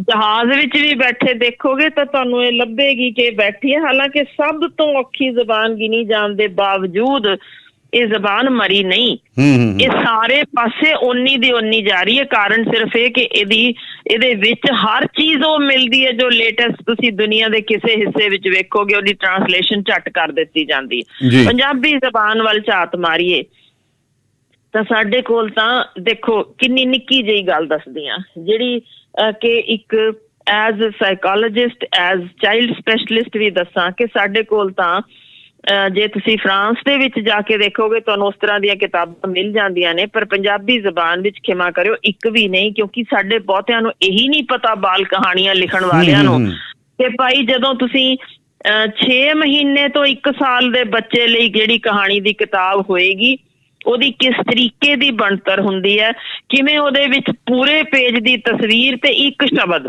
ਜੀ, ਫਿਰ ਪੂਰੇ ਪੇਜ ਦੀ ਅਗਲੀ ਤਸਵੀਰ ਤੇ ਇੱਕ ਸ਼ਬਦ, ਫਿਰ ਉਸੇ ਸ਼ਬਦ ਨੂੰ ਕਿਵੇਂ ਦੁਬਾਰਾ ਦਿਮਾਗ ਵਿੱਚ ਫਿੱਟ ਕਰਨਾ ਹੈ, ਕਿਉਂਕਿ ਉਹ 9 ਮਹੀਨੇ ਦਾ ਜੇ ਬੱਚਾ ਹੈ ਉਹਨੂੰ ਅਜੇ ਜ਼ਬਾਨ ਦੇ ਉਹਦੇ ਤਾਂ ਅਜੇ ਬਣ ਰਹੇ ਨੇ, ਦਿਮਾਗ ਦੇ ਵਿੱਚ ਅਜੇ ਛਪ ਰਹੇ ਨੇ ਅੱਖਰ। ਉਹ ਜਦੋਂ ਗੱਲ ਕਰਦਾ ਹੈ ਮਿਸਾਲ ਵਜੋਂ ਕਿ ਆਪਣੀ ਮਾਂ ਨੂੰ ਗੱਲਾਂ ਕਰਦਾ ਸੁਣਦਾ ਤੇ ਉਹਦੇ ਵਿੱਚ ਉਹਨੂੰ ਇੱਕ ਵੱਡਾ ਸਾਰਾ ਉਸ ਵੇਲੇ ਹਾਥੀ ਬਣਿਆ ਦਿਖਦਾ ਤੇ ਉਹ ਉਹਨੂੰ ਕਦੇ ਮਾਂ ਕਹਿੰਦੀ ਹੈ ਹਾਥੀ ਤੇ ਫਿਰ ਉਹ ਕਦੇ ਦਿਖਾ ਦਿੰਦੀ ਹੈ ਹਾਥੀ, ਤਾਂ ਕਿਤਾਬ ਉਹਦੇ ਜ਼ਿਹਨ ਵਿੱਚ ਇੰਨੀ ਪੱਕੀ ਬਣ ਜਾਂਦੀ ਹੈ ਕਿ ਉਹਨੂੰ ਦੁਨੀਆ ਦਾ ਕੋਈ ਹਿੱਸਾ ਪਰਾਂ ਕਰ ਹੀ ਨਹੀਂ ਸਕਦਾ ਜੀ। ਇਸੇ ਤਰ੍ਹਾਂ 1 ਸਾਲ ਤੋਂ 2 ਸਾਲ ਦੇ ਬੱਚੇ ਲਈ ਕਿੰਨੇ ਸ਼ਬਦ ਉਹਦੇ ਦਿਮਾਗ 'ਚ ਸਮੋਏ ਜਾ ਸਕਦੇ ਨੇ, ਯਾਨੀ ਸਾਡੇ ਹਿਸਾਬ ਨਾਲ ਹੁੰਦਾ ਕਿ 500 ਸ਼ਬਦ ਇਸ ਵੇਲੇ ਬੱਚਾ ਆਪਣੇ ਦਿਮਾਗ 'ਚ ਵਸਾ ਸਕਦਾ। ਇਸੇ ਤਰ੍ਹਾਂ ਹੋਰ ਅਗਲੇ 6 ਮਹੀਨੇ ਬਾਅਦ, ਹੋਰ 6 ਮਹੀਨੇ ਬਾਅਦ ਉਹਦੇ 1000 ਹੋ ਜਾਣੇ ਆ, ਫਿਰ 1500, ਫਿਰ 2500। ਇੰਨੀ ਗਿਆਨ ਹੀ ਨਹੀਂ ਹੈ ਸਾਡੇ ਜਿਹੜੇ ਬਾਲ ਕਹਾਣੀਆਂ ਲਿਖ ਰਹੇ ਹੈ ਕਿ ਕਿਹੜੇ ਸ਼ਬਦ ਕਿ ਉਹਦੇ 'ਚ ਡਾੜਾ ਆਉਣਾ ਚਾਹੀਦਾ, ਨਹੀਂ ਕਿਹੜੀ ਥਾਂ ਥੱਥਾ ਆਉਣਾ ਚਾਹੀਦਾ। ਜਦੋਂ ਇਸ ਚੀਜ਼ ਦੀ ਸਮਝ ਨਾ ਹੋਏ ਤਾਂ ਫਿਰ ਆਪਾਂ ਕਿਵੇਂ ਕਹਿ ਸਕਦੇ ਹਾਂ ਅਸੀਂ ਪੰਜਾਬੀ ਵਿੱਚ ਹਰ ਉਮਰ ਦੇ ਹਿਸਾਬ ਨਾਲ ਬਾਲ ਕਹਾਣੀਆਂ ਲਿਖੀਆਂ ਨੇ, ਜਿਨ੍ਹਾਂ ਵਿੱਚ ਉਹਨਾਂ ਨੂੰ ਅਲੱਗ-ਅਲੱਗ ਬੱਚਿਆਂ ਦੇ ਮਤਲਬ ਉਮਰ ਦੇ ਬੱਚਿਆਂ ਨੂੰ ਅਸੀਂ ਉਹੀ ਕੁਛ ਪਰੋਸ ਸਕੇ ਹਾਂ ਜੋ ਉਹਨਾਂ ਨੂੰ ਚਾਹੀਦਾ ਹੁੰਦਾ ਜੀ। ਹੁਣ ਅੰਗਰੇਜ਼ੀ ਜ਼ਬਾਨ ਬਸਾਂ 1000 ਸਾਲ ਪੁਰਾਣੀ ਲਓ, ਕਿਉਂ ਦੁਨੀਆ ਭਰ 'ਚ ਇਹ ਯਾਨੀ ਸਭ ਦੇ ਉੱਤੇ ਕੀ ਐਸਾ ਕਮਲ ਪੈ ਗਿਆ ਕਿ ਹਰ ਇੱਕ ਨੇ ਉਹੀ ਲੈਣਾ, ਕਿਉਂਕਿ ਇਹ ਕਿੱਤਾ ਮੁਹੱਈਆ ਕਰਵਾਉਣ ਲਈ ਨੰਬਰ 1 ਜ਼ਬਾਨ ਬਣ ਗਈ ਹੈ ਜੀ। ਸਾਡੀ ਪੰਜਾਬੀ ਜ਼ਬਾਨ ਦਾ ਇਸ ਤਰੀਕੇ ਨਿਰਾਦਰ ਹੁੰਦਾ ਹੈ ਕਿ ਮੈਂ ਆਪਣੀ ਅੱਖੀਂ ਵੀ ਵੇਖਿਆ ਕਿ ਜਿਹੜੇ ਇੰਨੀ ਉੱਚ ਪੱਧਰੀ ਜਿਨ੍ਹਾਂ ਨੇ ਲਿਖੀਆਂ ਹੋਣ ਕਵਿਤਾਵਾਂ ਜਾਂ ਗਜ਼ਲਾਂ, ਉਹਨਾਂ ਨੂੰ ਕਿਵੇਂ ਜਦੋਂ ਬੋਲਣ ਲਈ ਕਿਤੇ ਸੱਦਿਆ ਜਾਂਦਾ ਪ੍ਰੋਗਰਾਮ ਵਿੱਚ, ਮੈਂ ਤੁਹਾਨੂੰ ਥੋੜਾ ਜਿਹਾ ਪੁਰਾਣਾ ਹੀ ਦੱਸ ਰਹੀ ਹਾਂ, ਕਿਵੇਂ 200-200 ਰੁਪਏ ਲਈ ਲਾਈਨ 'ਚ ਲੱਗ ਕੇ ਉਹਨਾਂ ਤੋਂ ਸਾਈਨ ਕਰਾਉਂਦੇ ਵੀ ਪ੍ਰੋਗਰਾਮ ਦੇ ਲਈ ਆਏ ਹੋ, ਕਿਵੇਂ ਉਹ ਬੱਸਾਂ ਲਈ ਟਿਕਟਾਂ ਲੈਣ ਲਈ ਧੱਕੇ ਖਾਂਦੇ। ਇਹ ਅਸੀਂ ਆਪਣੇ ਜਿਹੜੇ ਉਸਰਈਏ ਸਨ ਪੰਜਾਬੀ ਜ਼ਬਾਨ ਦੇ, ਉਹਨਾਂ ਨੂੰ ਇਸ ਹਾਲਾਤ ਵਿੱਚ ਲਿਆ ਕੇ ਧਰ ਛੱਡਿਆ ਕਿ ਉਹ ਗਿੜਗੜਾਉਣ ਦੀ ਹਾਲਤ ਵਿੱਚ ਆ ਜਾਣ। ਪੰਜਾਬੀ ਜ਼ਬਾਨ ਪੜ੍ਹਾਉਣ ਵਾਲੇ ਸਾਡੇ ਟੀਚਰ ਸਭ ਤੋਂ ਘੱਟ ਤਨਖਾਹਾਂ ਦਿੱਤੀਆਂ ਜਾਂਦੀਆਂ ਪ੍ਰਾਈਵੇਟ ਸਕੂਲਾਂ ਦੇ ਵਿੱਚ, ਤਾਂ ਕਿਸ ਤਰੀਕੇ ਉਹ ਨਵੀਆਂ ਖੋਜਾਂ ਉਹਦੇ ਵਿੱਚ ਕੋਈ ਜਾਰੀ ਰੱਖੇਗਾ ਜੀ। ਮੈਂ ਆਪਣੀ ਨਿੱਕੀ ਜਿਹੀ ਐਗਜ਼ਾਮਪਲ ਹੀ ਦੇਵਾਂ ਕਿ ਮੈਂ ਜਦੋਂ ਪਹਿਲੀ ਵਾਰ ਕਿਹਾ ਜਦੋਂ ਮੈਂ ਲਿਖਣਾ ਪੰਜਾਬੀ ਵਿੱਚ ਟਾਈਪ ਕਰਾਉਣਾ ਤਾਂ ਭਾਈ ਹੈਰਾਨੀ ਦੀ ਗੱਲ ਹੈ, ਟਾਈਪ ਕਰਨ ਵਾਲੇ ਬੱਚੇ ਨਹੀਂ ਮਿਲਦੇ ਜੀ। ਮੈਂ ਬੜਾ ਹੈਰਾਨ ਹਾਂ ਪੰਜਾਬੀ ਦੇ ਵਿੱਚ। ਲੋਕ ਇਸ ਤਰ੍ਹਾਂ ਵੇਖਦੇ ਸੀ ਕਿ ਇਹ ਕਿਹੜੀ ਸਦੀ ਚੋਂ ਆਈ ਪੰਜਾਬੀ ਜ਼ਬਾਨ ਦੀ ਟਾਈਪਿੰਗ ਬਣ ਰਹੀ। ਇਸ ਹਾਲ ਤੇ ਗੱਲ ਪਹੁੰਚੀ ਪਈ ਕਿ ਕੋਈ ਪੰਜਾਬੀ ਜ਼ਬਾਨ ਦੀ ਟਾਈਪਿੰਗ ਕਰਨ ਲਈ ਤਿਆਰ ਨਹੀਂ ਕਿ ਇਹਨੂੰ ਕਰਨਾ। ਉਸ ਹਾਲ ਤੋਂ ਆਪਾਂ ਗੱਲਾਂ ਖੋਜਾਂ ਦੀਆਂ ਕਿਹੜੀਆਂ ਕਰਦੇ ਹਾਂ ਕਿ ਅਗਲੀ ਤੁਲਨਾ ਜਾਂ ਰੁਜ਼ਗਾਰ ਮੈਨੂੰ ਦੱਸੋ ਕੌਣ ਦੇ ਰਿਹਾ ਪੰਜਾਬੀ ਜ਼ਬਾਨ ਦੇ ਉੱਤੇ, ਜਦ ਕਿ ਇਹਨੂੰ ਸਾਰੇ ਅਸੀਂ ਇੰਨੀ ਪੁਰਾਣੀ ਜ਼ਬਾਨ ਮੰਨਦਿਆਂ ਹੋਇਆਂ ਵੀ ਇਹਨੂੰ ਆਪ ਹੀ ਖਤਮ ਕਰਨ ਵੱਲ ਤੁਰੇ ਪਏ ਆ। ਇਹ ਖਤਰਾ ਦਰਅਸਲ ਇੰਨਾ ਹੈ ਕਿ ਹੁਣ ਤੱਕ ਜਿਹੜੀਆਂ ਜ਼ਬਾਨਾਂ ਦੇਖੋ ਗਿਣੀਆਂ, ਮੈਂ ਤੁਹਾਨੂੰ ਦੱਸਿਆ ਸੀ ਜੋ ਕਿ ਲੱਭੀਆਂ, ਉਹਨਾਂ ਵਿੱਚੋਂ ਸਿਰਫ ਉਹ ਜ਼ਬਾਨਾਂ ਇਸ ਵੇਲੇ ਸਨ 1971 ਤੋਂ ਜਿਹੜੀਆਂ ਕਿਉਂ ਪੰਜਾਬੀ ਜ਼ਬਾਨ ਤੇ ਖਤਰਾ ਕਹਿ ਰਹੇ ਨੇ, ਮੈਂ ਉਹੀ ਸਿਰਫ ਗੱਲ ਕਰ ਰਹੀ ਸਾਂ ਕਿ ਉਹੀ ਜ਼ਬਾਨਾਂ ਗਿਣੀਆਂ ਜਾਣ ਲੱਗਣਗੀਆਂ ਹੁਣ ਜਿਹੜੇ ਬੋਲਣ ਵਾਲੇ 10,000 ਤੋਂ ਵੱਧ ਹੋਣਗੇ ਜੀ। ਸੋ ਇਹਦਾ ਮਤਲਬ ਹੈ ਕਿ ਭਾਵੇਂ ਇਸ ਵੇਲੇ 1652 ਨੇ ਜੋ ਕਹਿ ਰਹੇ ਨੇ ਕਿ ਜ਼ਬਾਨਾਂ ਬਚੀਆਂ ਹੋਈਆਂ, ਪਰ ਉਹਨਾਂ ਨੂੰ ਕਾਊਂਟ ਨਹੀਂ ਕਰ ਰਹੇ ਜਿਨ੍ਹਾਂ ਦੇ ਸਿਰਫ 10,000 ਨੇ। ਤੇ ਬੋਲਣ ਵਾਲੇ ਦਾ ਮਤਲਬ ਇਹ ਨਹੀਂ ਕਿ ਉਸ ਜ਼ਬਾਨ 'ਚ ਨਾ ਬੋਲ ਸਕਦਾ, ਉਹਨੂੰ ਪਤਾ ਹੈ ਵੀ ਇਹਦੇ ਵਿੱਚ ਕੀ ਗੂੜ ਗਿਆਨ ਹੈ। ਉਹ ਸਿਰਫ 10,000 ਬਚੇ ਨੇ, ਫਿਰ ਉਹਨਾਂ ਨੂੰ ਕਾਊਂਟਿੰਗ 'ਚ ਹੀ ਕੱਢ ਦਿੱਤਾ ਗਿਆ। ਦਾ ਮਤਲਬ ਹੈ 1652 ਜ਼ਬਾਨਾਂ ਹੁੰਦਿਆਂ ਹੋਇਆਂ ਵੀ ਸਿਰਫ 108 ਜ਼ਬਾਨਾਂ ਜ਼ਿੰਦਾ ਬਚੀਆਂ ਨੇ ਅੱਜ, ਜਿਨ੍ਹਾਂ ਨੂੰ ਬੋਲਣ ਵਾਲੇ 10,000 ਤੋਂ ਵੱਧ ਨੇ, ਜਿਸ 'ਚ ਪੰਜਾਬੀ ਜ਼ਬਾਨ ਤੇ ਖਤਰਾ ਸਿਰਫ ਇਸ ਕਰਕੇ ਮੰਡਰਾ ਰਿਹਾ ਕਿਉਂਕਿ ਉਹ ਸਾਰੇ ਨੁਕਤੇ ਜੋ ਅਸੀਂ ਸਾਹਮਣੇ ਜਿਹੜੇ ਪਹਿਲਾਂ ਦੇ ਜਿਹੜੇ ਹਰ ਜ਼ਬਾਨ ਨੂੰ ਜੋ ਖਤਮ ਹੋਣ ਦੇ ਕਿਨਾਰੇ ਤੇ ਹੈ, ਉਸ ਕਗਾਰ ਤੇ ਪਹੁੰਚ ਚੁੱਕੀ। ਉਹਦੇ 'ਚ ਜੋ ਨੁਕਤੇ ਸਨ ਉਹ ਸਾਰੇ ਦੇ ਸਾਰੇ ਇਹਦੇ ਵਿੱਚ ਆ ਚੁੱਕੇ ਨੇ। ਹੁਣ ਮੈਂ ਤੁਹਾਨੂੰ ਨੁਕਤੇ ਗਿਣਾ ਦਿੰਦੀ ਹਾਂ, ਤੁਸੀਂ ਆਪੇ ਹੀ ਸੋਚ ਕੇ ਦੱਸਿਓ ਕਿ ਕੀ ਹੈ ਜਾਂ ਨਹੀਂ ਜੀ। ਕਿਉਂਕਿ ਜਿਨ੍ਹਾਂ ਤੇ ਜੋ ਆਸਟ੍ਰੇਲੀਆ, ਕੈਨੇਡਾ, ਚਾਈਨਾ, ਰੂਸ, ਅਮਰੀਕਾ 'ਚ ਜਿਹੜੀਆਂ ਪੁਰਾਣੀਆਂ ਉੱਥੋਂ ਦੇ ਓਰੀਜਨਲ ਸੀ, ਐਬੋਰੀਜਨਲ ਦੀਆਂ ਜ਼ਬਾਨਾਂ ਜਾ ਰਹੀਆਂ ਨੇ, ਕਬੀਲਿਆਂ ਦੀਆਂ ਜ਼ਬਾਨਾਂ ਜਾ ਰਹੀਆਂ ਨੇ, ਜਿਨ੍ਹਾਂ ਦੇ ਨਾਲ ਲਾਸ ਪਤਾ ਜੇ ਕੀ ਹੁੰਦਾ ਪਿਆ। ਸਿਰਫ ਇੱਕ ਉਹੀ ਨਹੀਂ ਕਿ ਸਾਡੇ ਪੁਰਾਣੇ ਰੀਤ ਰਿਵਾਜ ਗਏ ਜਾਂ ਹੋਰ ਵੱਡਮੁੱਲੀ ਜਾਣਕਾਰੀ ਗਈ, ਸਾਹਿਤ ਗਿਆ। ਇੱਕ ਬਹੁਤ ਇੰਪੋਰਟੈਂਟ ਅਹਿਮ ਚੀਜ਼ ਜੋ ਜਾ ਰਹੀ ਹੈ ਉਹ ਹੈ ਸਾਡੀਆਂ ਡਾਕਟਰੀ ਵਿਗਿਆਨ, ਜੜੀਆਂ ਬੂਟੀਆਂ ਰਾਹੀਂ ਜੋ ਗਿਆਨ ਜੋ ਕਿ ਹੁਣ ਨਵੀਆਂ ਖੋਜਾਂ ਰਾਹੀਂ ਅਸੀਂ ਕੱਢਦੇ ਪਏ ਹਾਂ ਕਿ ਸਾਨੂੰ ਅਮਰੀਕਾ ਪੜ੍ਹਾਉਂਦਾ ਹੈ, ਉਹ ਸਾਡੀ ਇੱਥੇ ਨਲੰਦਾ ਜਾਂ ਪੁਰਾਣੀਆਂ ਯੂਨੀਵਰਸਿਟੀਆਂ ਦੇ ਵਿੱਚ ਉਹਨਾਂ ਦੇ ਉੱਤੇ ਕੀਤੀਆਂ ਖੋਜਾਂ, ਉੱਥੋਂ ਬਣੀਆਂ ਦਵਾਈਆਂ ਜੋ ਕਿ ਥੱਲੋਂ ਜਿਨ੍ਹਾਂ ਨੇ ਆਰਕੀਓਲੋਜਿਸਟ ਨੇ ਲੱਭੀਆਂ ਉਹ ਬਣੀਆਂ ਪਈਆਂ ਸਨ ਜੀ। ਉਹ ਅਸੀਂ ਸਾਰਾ ਕੁਝ ਗਵਾ ਕੇ ਹੁਣ ਨਵੇਂ ਸਿਰਿਓਂ ਖੋਜਾਂ ਕਰਕੇ ਉਹ ਚੀਜ਼ਾਂ ਸਾਹਮਣੇ ਲਿਆ ਰਹੇ ਹਾਂ। ਹੁਣ ਇਹਦੇ ਵਿੱਚ ਜਿਹੜੀ ਨੁਕਤੇ ਨੇ ਮੈਂ ਤੁਹਾਨੂੰ ਥੋੜੇ ਜਿਹੇ ਗਿਣਾ ਦਿਆਂ, ਤੁਸੀਂ ਵੇਖ ਲਿਓ ਪੰਜਾਬੀ ਜ਼ਬਾਨ 'ਚ ਹਨ ਕਿ ਨਹੀਂ ਜੀ। ਉਹ ਕਹਿੰਦੇ ਨੇ ਪਹਿਲੀ ਚੀਜ਼ ਤਾਂ ਜੋ ਮੈਂ ਦੱਸ ਹੀ ਚੁੱਕੀ ਹਾਂ ਕਿ ਕੀ ਇਹਦੇ ਉੱਤੇ ਖੋਜ ਕੋਈ ਰਿਸਰਚ ਵਰਕ ਰੈਗੂਲਰ ਵੱਖੋ ਵੱਖਰੇ ਵਿਸ਼ਿਆਂ ਉੱਤੇ, ਜਿਨ੍ਹਾਂ 'ਚ ਨਾ ਸਿਰਫ ਤੁਸੀਂ ਪੋਲੀਟਿਕਸ ਬਾਰੇ, ਨਾ ਸਿਰਫ ਸੋਸ਼ੀਓਲੋਜੀ, ਨਾ ਸਿਰਫ ਇਹਦੇ ਲਈ ਡਾਕਟਰੀ ਵੱਲੋਂ, ਇੰਜੀਨੀਅਰਿੰਗ ਵੱਲੋਂ, ਕਿ ਇਹਨਾਂ ਸਾਰਿਆਂ ਦੇ ਵਿੱਚ ਜਾਂ ਕਹਿ ਲਓ ਨਰਸਿੰਗ ਕੋਰਸ ਹੈ, ਇਹਨਾਂ ਸਾਰੀਆਂ ਦੇ ਵਿੱਚ ਕੀ ਉਹਨਾਂ ਲਈ ਐਡਵਾਂਸਡ ਬੁੱਕਸ ਉਹਨਾਂ ਦੇ ਕੋਰਸਿਸ ਲਈ ਬਣ ਚੁੱਕੀਆਂ ਨੇ ਜੀ। ਆਪ ਹੀ ਦੱਸਿਓ ਮੈਨੂੰ ਹਾਂ ਜਾਂ ਨਹੀਂ। ਇਹ ਨੁਕਤੇ ਨੇ ਜਿਹੜੇ ਉਹ ਕਹਿੰਦੇ ਨੇ ਜ਼ਬਾਨ ਮਰਨ ਵੱਲ ਲੈ ਕੇ ਜਾਂਦੇ ਨੇ। ਦੂਸਰੀ ਚੀਜ਼ ਜਿਵੇਂ ਮੈਂ ਹੁਣੀ ਦੱਸਿਆ ਕਿ ਇਹ ਕਿੱਤਾ ਮੁਹੱਈਆ ਕਰਵਾਉਣ ਯੋਗ ਹੈ, ਜਿਹੜੀ ਤੁਸੀਂ ਵਿਸ਼ਵ ਭਰ ਵਿੱਚ ਜਦੋਂ ਤੁਸੀਂ ਇਹਦੇ ਬਾਰੇ ਗੱਲ ਕਰਦੇ ਹੋ ਤੁਹਾਡੀ ਉੱਥੇ ਕਹਿੰਦੇ ਨੇ ਹਾਂਜੀ ਤੁਸੀਂ ਆਪਣੀ ਜ਼ਬਾਨ ਬੋਲ ਕੇ ਸਾਡੇ ਮੁਲਕ ਵਿੱਚ ਰਹਿ ਸਕਦੇ ਹੋ ਤੇ ਆਪਣੇ ਅੱਗੋਂ ਕਾਰੋਬਾਰ ਇਸੇ ਜ਼ਬਾਨ 'ਚ ਬੋਲ ਕੇ ਵਧਾ ਸਕਦੇ ਹੋ।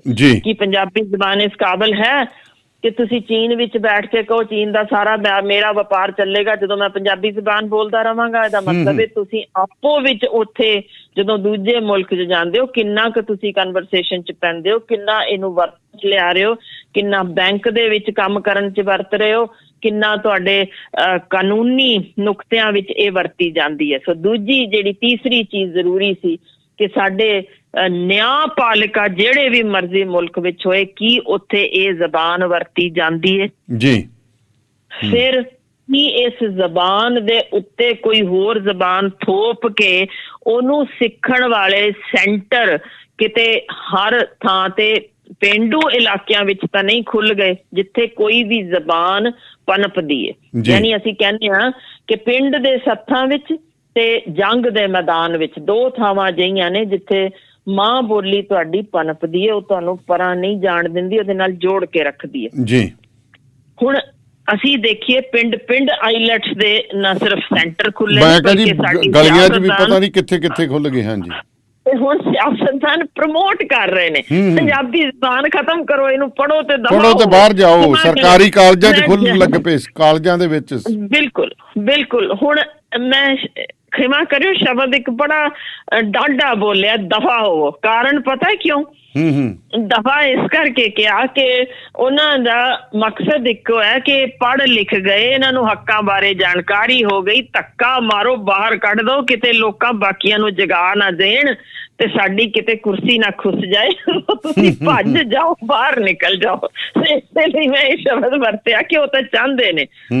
ਫਿਰ ਹੋਰ ਕਿ ਕੀ ਉਸ ਜ਼ਬਾਨ ਵਿੱਚ ਕੋਈ ਸੰਜੀਦਾ ਫਿਲਮਾਂ ਇਹ ਜਿਹੜੇ ਨੁਕਤੇ ਨੇ ਮੈਂ ਉਹੀ ਦੱਸ ਰਹੀ ਹਾਂ ਕਿ ਉਸ ਜ਼ਬਾਨ ਵਿੱਚ ਸੰਜੀਦਾ ਫਿਲਮਾਂ ਕੀ ਰੈਗੂਲਰ ਤੌਰ ਤੇ ਬਣ ਰਹੀਆਂ ਨੇ, ਉਹਦੀ ਵਿਜ਼ਿਬਿਲਿਟੀ ਕਿੰਨੀ ਹੈ, ਲੋਕੀ ਵੇਖ ਰਹੇ ਨੇ, ਥੀਏਟਰਾਂ ਵਿੱਚ ਜਾ ਕੇ ਦੇਖ ਰਹੇ ਨੇ, ਪੈਸੇ ਪਾ ਰਹੇ ਨੇ, ਖਰਚ ਰਹੇ ਨੇ ਉਹਦੇ ਤੇ ਜਾਂ ਨਹੀਂ। ਤੁਹਾਡੇ ਸਾਹਮਣੇ ਹੈ ਕਿੰਨੇ ਕੁ ਸਾਡੇ ਨੌਜਵਾਨ ਬੱਚੇ ਜੋ ਸ਼ਹਿਰੀ ਪਹੁੰਚ ਗਏ ਨੇ, ਜੋ ਕਿ ਖਾਸ ਤੌਰ ਤੇ ਕੋਈ ਸੰਜੀਦਾ ਫਿਲਮ ਦੇਖਣ ਪੰਜਾਬੀ ਦੇ ਉੱਤੇ, ਖਾਸ ਤੌਰ ਤੇ ਜਿੱਥੇ ਰਸ਼ ਲੱਗਿਆ ਹੋਏ, ਬਲੈਕ 'ਚ ਟਿਕਟਾਂ ਹੋਣ, ਕਿ ਇਹੋ ਜਿਹੀ ਕੋਈ ਹੈ।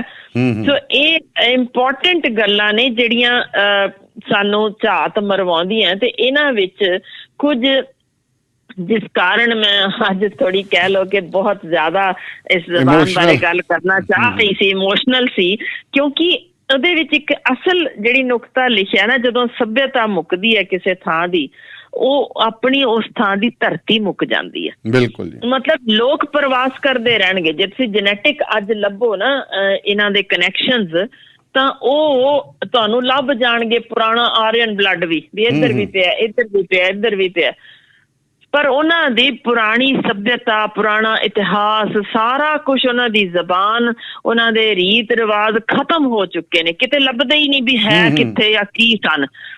ਐਗਜ਼ੈਕਟਲੀ ਹੁਣ ਉਹ ਕਿੰਨੇ ਕੁ ਬਹਾਦਰ ਸਨ, ਕਿੰਨੀਆਂ ਕੁ ਉਹਨਾਂ ਨੇ ਜਾਨਾਂ ਵਾਰੀਆਂ, ਕੁਝ ਵੀ ਸਾਨੂੰ ਪਤਾ ਨਹੀਂ।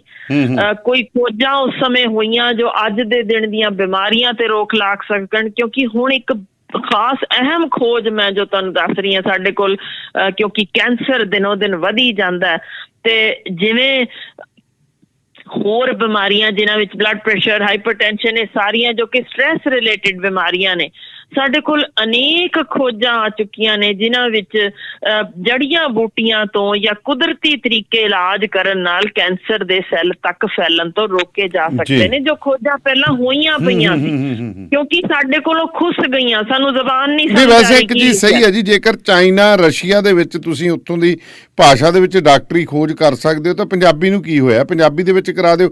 ਪਿੰਡਾਂ ਵਾਲੇ ਬੱਚੇ ਦੇਖੋ, ਮੈਂ ਕਈ ਵਾਰੀ ਐਡੇ ਵਧੀਆ ਹੁੰਦੇ ਆ, ਸਾਡੇ ਨਾਲ ਮੁੰਡਾ ਪੜ੍ਹਦਾ ਹੁੰਦਾ, ਬੜਾ ਇੰਟੈਲੀਜੈਂਟ ਸੀਗਾ, ਪਿੰਡ ਦਾ ਪੜ੍ਹਿਆ ਸੀ ਉਹ, ਪਰ ਕਾਲਜ ਆ ਕੇ ਉਹਨੇ ਨਾਨ ਮੈਡੀਕਲ ਰੱਖ ਲਿਆ, ਕਲੈਪਸ ਕਰ ਗਿਆ, ਮਾਰ ਖਾ ਗਿਆ।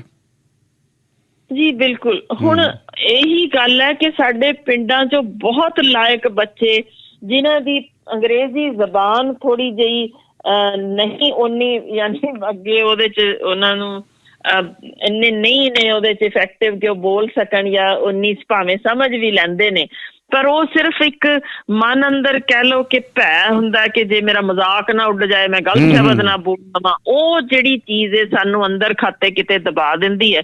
ਜਦ ਕਿ ਉਸ ਬੱਚੇ ਨੂੰ ਹੱਲਾਸ਼ੇਰੀ ਦੇ ਕੇ ਜੇ ਤੁਸੀਂ ਇਹ ਛੱਡ ਕੇ ਆਪਣੀ ਜ਼ਬਾਨ ਵਿੱਚ ਕੁਛ ਰਚਨ ਨੂੰ ਕਿਹਾ ਜਾਵੇ ਤਾਂ ਬਾ ਕਮਾਲ ਚੀਜ਼ ਕਰ ਸਕਦਾ ਹੈ। ਸਾਡੇ ਕੋਲ ਇੰਨੇ ਕੇਸ ਆ ਰਹੇ ਨੇ ਜਿਨ੍ਹਾਂ ਵਿੱਚ ਬੱਚੇ ਥਥਲਾਉਣ ਲੱਗ ਜਾਂਦੇ ਨੇ, ਡਿਪਰੈਸ਼ਨ ਦੇ ਸ਼ਿਕਾਰ ਹੋ ਜਾਂਦੇ ਨੇ, ਸਿਰਫ ਇਸ ਲਈ ਕਿ ਮੇਰੇ ਜੀ ਉੱਥੇ ਅੰਗਰੇਜ਼ੀ ਜ਼ਬਾਨ ਦੇ ਵਿੱਚ ਮੈਂ ਪਿਛਾਂ ਰਹਿ ਗਿਆ, ਜਦਕਿ ਦੁਨੀਆ ਵਿੱਚ ਇੱਜ਼ਤ ਹੀ ਉਹਨੂੰ ਮਿਲ ਰਹੀ ਹੈ ਜਿਹਨੂੰ ਅੰਗਰੇਜ਼ੀ ਜ਼ਬਾਨ ਆਉਂਦੀ ਹੋਏ। ਇਹ ਸੋਚ ਕੌਣ ਹੈ ਫੈਲਾਉਣ ਵਾਲਾ? ਜ਼ਰਾ ਧਿਆਨ ਕਰਿਓ, ਕਿਸ ਨੇ ਫੈਲਾਈ? ਜੀ ਇਹ ਉਹੀ ਨੇ ਜਿਹੜੇ ਵਿਸ਼ਵ ਪੱਧਰੀ ਅੰਗਰੇਜ਼ੀ ਜ਼ਬਾਨ ਨੂੰ ਅਗਾਂਹ ਤੋਰਨ ਵਾਲੇ, ਜਿਨ੍ਹਾਂ ਨੇ ਇਹ ਦਿਮਾਗ ਵਿੱਚ ਹਰ ਬੱਚੇ ਦੇ ਭਰ ਦਿੱਤਾ ਕਿ ਅੰਗਰੇਜ਼ੀ ਤੋਂ ਬਿਨਾਂ ਗੁਜ਼ਾਰਾ ਨਹੀਂ। ਮਿਊਜ਼ਿਕ ਹੈ ਤਾਂ ਵੀ ਭਾਈ ਨੰਬਰ 1 ਅੰਗਰੇਜ਼ੀ ਦਾ ਹੋਏਗਾ, ਜੇ ਭਾਈ ਧੁਨੀ ਹੈ ਤਾਂ ਸਭ ਤੋਂ ਵਧੀਆ ਜੀ ਅੰਗਰੇਜ਼ੀ ਜਿਹੜਾ ਹੈ ਉਹਦੇ ਵਿੱਚੋਂ ਹੀ ਜਿਹੜਾ ਤੁਹਾਡਾ ਧੁਨ ਕੱਢਣ ਵਾਲਾ ਉਹੀ ਅੰਗਰੇਜ਼ ਹੀ ਬਣਾ ਸਕਦਾ। ਬਿਲਕੁਲ ਇਸੇ ਤਰ੍ਹਾਂ ਸਾਹਿਤ ਹੈ ਤਾਂ ਭਾਈ ਦੁਨੀਆ ਦੇ ਹਰ ਬੰਦੇ ਨੂੰ ਪਤਾ ਹੋਣਾ ਚਾਹੀਦਾ ਸ਼ੇਕਸਪੀਅਰ ਕੌਣ ਸੀ। ਭਾਈ ਸਾਡਾ, ਅਸੀਂ ਨਾਨਕ ਸਿੰਘ ਦੇ ਨਾਮ ਜਿਹੜਾ ਸਾਡੇ ਨਾਮ ਸਨ, ਉਹਦਾ ਬਿਲਕੁਲ ਗਿਆਨ ਨਹੀਂ ਹੋਣਾ ਚਾਹੀਦਾ, ਉਹਦਾ ਪਤਾ ਹੀ ਨਹੀਂ ਹੋਣਾ ਚਾਹੀਦਾ। ਜੇ ਤੁਹਾਨੂੰ ਪਤਾ ਹੈ ਤਾਂ ਤੁਹਾਨੂੰ ਆਉਂਦਾ ਹੀ ਕੁਛ ਨਹੀਂ, ਇਹਦਾ ਮਤਲਬ ਤੁਸੀਂ ਉੱਥੇ ਤੱਕ ਸੀਮਤ ਹੋ। ਜੀ ਬਿਲਕੁਲ ਬਿਲਕੁਲ ਭੈਣ ਜੀ, ਬਾਕੀ ਮੈਂ ਬਿਲਕੁਲ ਤੁਹਾਡੀ ਗੱਲ ਨਾਲ ਸਹਿਮਤ ਹਾਂ। ਸਾਨੂੰ ਸੀਮਤ ਕਰ ਦਿੱਤਾ ਗਿਆ ਤੇ ਸਮਾਂ ਵੀ ਸੀਮਤ ਸੀ ਸਾਡੇ ਕੋਲੇ, ਤੇ ਇਜਾਜ਼ਤ ਚਾਹਾਂਗਾ ਜੀ ਤੁਹਾਡੇ ਤੋਂ। ਜੀ ਬਹੁਤ ਬਹੁਤ ਸ਼ੁਕਰੀਆ ਤੁਹਾਡਾ, ਮਾਫੀ ਚਾਹੂੰਗਾ ਵਿਚਾਲੇ ਟੋਕਣ ਦੇ ਲਈ। ਸੋ ਪ੍ਰੋਗਰਾਮ ਸ਼ਮਾਂ ਨੂੰ ਇੱਥੇ ਹੀ ਸਮਾਪਤ ਕਰਨ ਦੀ ਤੁਹਾਡੇ ਤੋਂ ਆਗਿਆ ਲੈਂਦੇ ਹਾਂ ਜੀ। ਮੁਲਾਕਾਤ ਹੋਏਗੀ ਕੱਲ੍ਹ ਨੂੰ। ਸੋ ਤੁਸੀਂ ਇਸੇ ਤਰ੍ਹਾਂ ਜੁੜੇ ਰਹੋ ਰੇਡੀਓ ਪੰਜਾਬ ਟੂਡੇ ਦੇ ਨਾਲ।